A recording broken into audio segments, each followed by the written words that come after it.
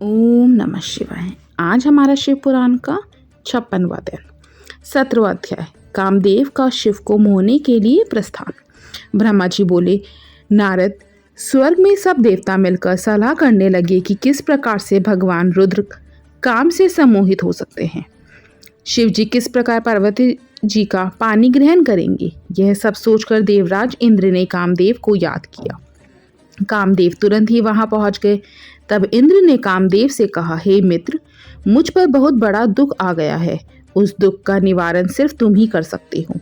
हे काम, जिस प्रकार वीर की परीक्षा रणभूमि में स्त्रियों के कुल की परीक्षा पति के असमर्थ हो जाने पर होती है, उसी प्रकार सच्चे मित्र की परीक्षा विपत्ति काल में ही होती है।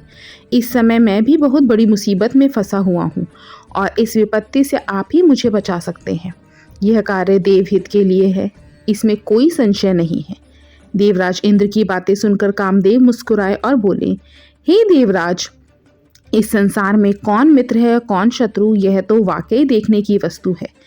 इसे कहकर कोई लाभ नहीं है। देवराज, मैं आपका मित्र हूँ और आपकी सहायता करने की पूरी कोशिश अवश्य ही करूँगा।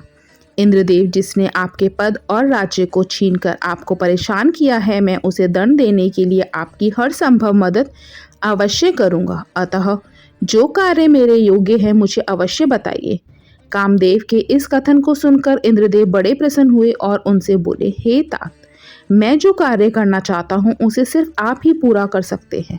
आपके अतिरिक्त कोई भी उस कार्य को करने के विषय में सोच भी नहीं सकता।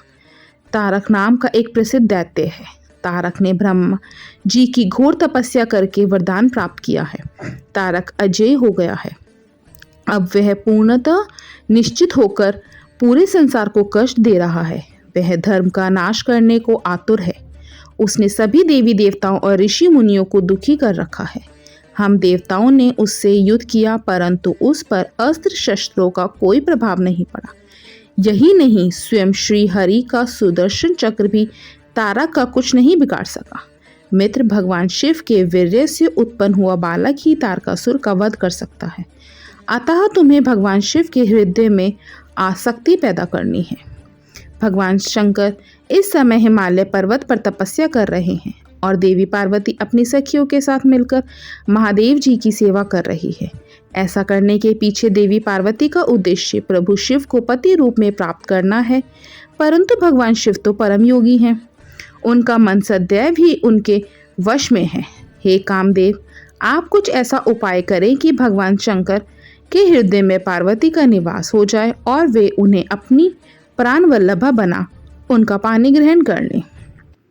आप कुछ ऐसा कार्य करें जिससे देवताओं के सभी कष्ट दूर हो जाए और हम सभी को तारकासुर नामक दैत्य से हमेशा के लिए छुटकारा मिल जाए। यही कामदेव, आप ऐसा करने में सफल हो जाएंगे तो हम सभी आपके सदैव आभारी रहेंगे। ब्रह्मा जी बोले, नारद, देवराज इंद्र के कथन को सुनकर कामदेव का मुख प्रसन्नता से खिल गया। तब कामदेव देवराज से कहने लगे कि मैं इस कार्य को अवश्य करूंगा।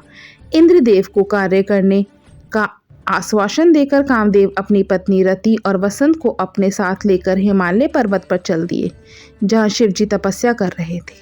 ओम नमः शिवाय। 18वां अध्याय कामदेव का भस्म होना। ब्रह्मा जी बोले, हे मुनि नारद, कामदेव अपनी पत्नी रति और वसंत ऋतु को अपने साथ लेकर हिमालय पर्वत पर पहुंचे, जहां त्रिलोकीनाथ भगवान शिव शंकर तपस्या में मग्न बैठे थे। कामदेव ने शिवजी पर अपने बाण चलाए। इन बाणों के प्रभाव से शिवजी के हृदय में देवी पार्वती के प्रति आकर्षण होने लगा तथा उनका ध्यान तपस्या से हटने लगा। ऐसी स्थिति देखकर महायोगी शिव अत्यंत आश्चर्यचकित हुए और मन में सोचने लगे कि मैं क्यों अपना ध्यान एकाग्रचित नहीं कर पा रहा हूँ। मेरी तपस्या में यह कैसा विघ्न आ रहा है। अपने मन में यह सोचकर भगवान शिव इधर उधर चारों ओर देखने लगे। जब महादेव जी की दृष्टि दिशाओं पर पड़ी तो वे भी डर के मारे कांपने लगे। तभी भगवान शिव की दृष्टि सामने छिपे हुए कामदेव पर पड़ी। उस समय काम पुनः बाण छोड़ने वाले थे। उन्हें देखते ही शिवजी को बहुत क्रोध आ गया। इतने में काम ने अपना बाण छोड़ दिया, परंतु क्रोधित हुए शिवजी पर उसका कोई प्रभाव नहीं हो सका। वह बाण शिवजी के पास आते ही शांत हो गया। तब उसने बाण तब अपने बाण को बेकार हुआ देख कामदेव डर के कांपने लगे और इंद्र आदि देवताओं को याद करने लगे।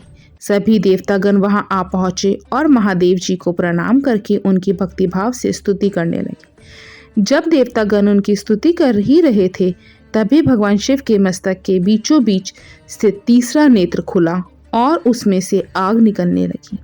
वह आग आकाश में ऊपर उड़ी और अगले ही पल पृथ्वी पर गिर पड़ी, फिर चारों ओर गोले में घूमने लगी।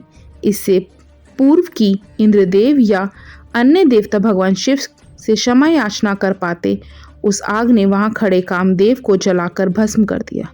कामदेव के मर जाने से देवताओं को बड़ी निराशा व दुख हुआ। वे यह देखकर बड़े व्याकुल हो गए कि काम उनकी वजह से ही शिवजी के क्रोध का भागी बना। कामदेव के अग्नि में जलने का दृश्य देखकर वहां उपस्थित देवी पार्वती और उनकी सखियां भी अत्यंत भयभीत हो गई। उनका शरीर जड़ हो गया, जैसे शरीर का खून सफेद हो गया हो। पार्वती अपनी सखियों के साथ तुरंत अपने घर की ओर चली गई। कामदेव की पत्नी रति तो मूर्छित होकर गिर पड़ी। मूर्छा टूटने पर वह जोर जोर से विलाप करने लगी। अब मैं क्या करूं, कहाँ जाऊं? देवताओं ने मेरे साथ बहुत बुरा किया, जो मेरे पति को यहाँ भेजकर शिवजी के क्रोध की अग्नि में भस्म करा दिया। हे स्वामी, हे प्राण प्रिय, ये आपको क्या हो गया? इस प्रकार देवी रति रोती बिलखती हुई अपने सिर के बालों को जोर से नोचने लगी। उनके करुण क्रंदन को सुनकर समस्त चराचर जीव भी अत्यंत दुखी हो गए। तत्पश्चात इंद्र आदि देवता वहां देवी रति को धैर्य देते हुए उन्हें समझाने लगे। देवता बोले, हे देवी, आप अपने पति कामदेव के शरीर की भस्म का थोड़ा सा अंश अपने पास रख लो और अनावश्यक भय से मुक्त हो जाओ। त्रिलोकीनाथ करुणा निधान शिवजी अवश्य ही कामदेव को पुनः जीवित कर देंगे। तब तुम्हें पुनः कामदेव की प्राप्ति हो जाएगी।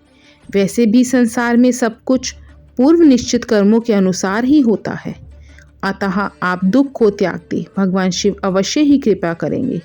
इस प्रकार देवी रति को अनेक आश्वासन देकर सभी देवता शिवजी के पास गए और उन्हें प्रणाम करते हुए कहने लगे, हे भक्तवत्सल, हे त्रिलोकीनाथ भगवान, आप कामदेव के ऊपर किए अपने क्रोध पर पुनः विचार अवश्य करिए। कामदेव यह कार्य अपने लिए नहीं कर रहे थे, इसमें उनका निजी स्वार्थ कतई नहीं था। हे भगवान, हम सभी तारकासुर के सताए हुए थे। उसने हमारा राज्य छीनकर हमें स्वर्ग से निष्कासित कर दिया था। इसलिए तारकासुर का विनाश करने के लिए ही कामदेव ने यह कार्य किया था। आप कृपया करके अपने क्रोध को शांत करें और रोती बिलखती कामदेव की पत्नी रति को समझाने की कृपा करें, उसे सांत्वना दें, अन्यथा हम यही समझेंगे कि आप हम सभी देवताओं और मनुष्य का संहार करना चाहते हैं। हे प्रभु, कृपया कर रति का शोक दूर करें। तब सदाशिव बोले, हे देवगणों, हे ऋषियों, मेरे क्रोध के कारण मैंने कामदेव को अपने तीसरे नेत्र से भस्म कर दिया है। जो कुछ हो गया है उसको अब बदला नहीं जा सकता, परंतु कामदेव का पुनर्जन्म अवश्य होगा। जब विष्णु भगवान श्री कृष्ण का अवतार लेंगे और रुक्मणी को अपनी पत्नी के रूप में स्वीकारेंगे, तब देवी रुक्मणी के गर्भ से श्री कृष्ण के पुत्र के रूप में कामदेव जन्म लेंगे। उस समय कामदेव प्रद्युम्न नाम से जाने जाएंगे। प्रद्युम्न के जन्म के तुरंत बाद ही शंबर नाम का असुर उसका अपहरण कर लेगा और उसे समुद्र में फेंक देगा। रति, तब तक तुम्हें शंबर के नगर में ही निवास करना होगा। वहीं पर तुम्हें अपने पति कामदेव की प्रद्युम्न के रूप में प्राप्ति होगी। वहीं पर प्रद्युम्न के द्वारा शंबरासुर का वध होगा। भगवान शिव की बात सुनकर देवताओं ने प्रसन्नतापूर्वक उन्हें प्रणाम किया और बोले, हे देवाधिदेव महादेव, करुणा निधान, आप कामदेव को जीवन दान दें और कामदेव के पुनर्जन्म तक देवी रति को प्राणों की रक्षा करें। देवताओं की यह बात सुनकर करुणा निधान भगवान शिव ने कहा कि मैं कामदेव को अवश्य ही जीवित कर दूंगा। वह मेरा गण होकर आनंद पूर्वक जीवन व्यतीत करेगा। अब तुम सब निश्चित होकर अपने अपने धाम को जाओ। ऐसा कहकर महादेव जी भी वहां से अंतर्ध्यान हो गए। उनके कहे वचनों से देवताओं को की सभी शंकाएं दूर हो गई। तत्पश्चात देवताओं ने कामदेव की पत्नी रति को अनेकों आश्वासन दिए और फिर अपने धाम को चले गए। देवी रति भी शिव आज्ञा के अनुसार शंबर नगर को चली गई और वहां पहुंचकर अपने प्रियतम के प्रकट होने की प्रतीक्षा करने लगी। ओम नमः शिवाय।